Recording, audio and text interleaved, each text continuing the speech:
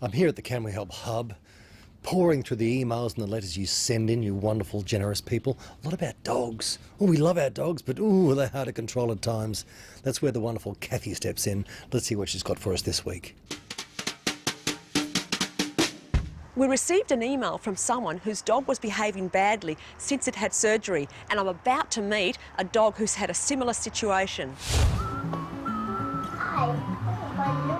Joe, tell me about Sam's story. Well, on the June long weekend, the children said to me, Mum, Sam can't walk at all. Sam had dragged himself onto the lawn, and so I rang my husband immediately and said, you know, Sam can't walk. And so he came home from work and took Sam to the vet, and we were so lucky because this vet had seen it before. He said, that is autoimmune disease and your dog will recover in 6 weeks. Well, we sort of thought, is that possible? You know, looking at the state of him. And I said, well, what sort of medication? He said, no, there's none. It's just going to be a big labour of love for you. And that it was.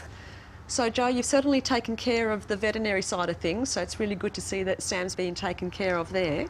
Now, tell me, have you changed your routine with what you do with him around the household since he's been recuperating? Yes, with Sam, he was suddenly allowed to sleep in the house. We had a beautiful bed for him, and I think it took him a while to realise that he was now going to be back out of the house.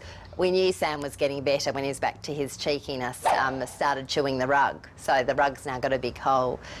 You know, considering how serious an illness he had, it's almost a good sign, isn't it, that he's getting up to that mischief in the backyard? No, we'd much prefer that. Exactly. And what is a good thing to do is make the outside already a good fun thing, so that he has more alone time as well.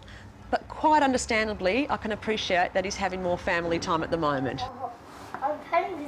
If he eats any dry biscuits, it's a really great idea just to sprinkle them on the ground for him to forage for, preferably on the pavers, not the sand or the grass.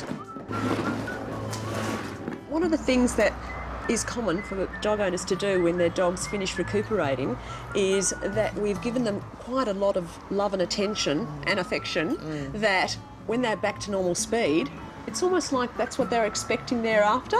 Yeah. So then we may topple into having a dog that could be a little bit cheeky and demanding.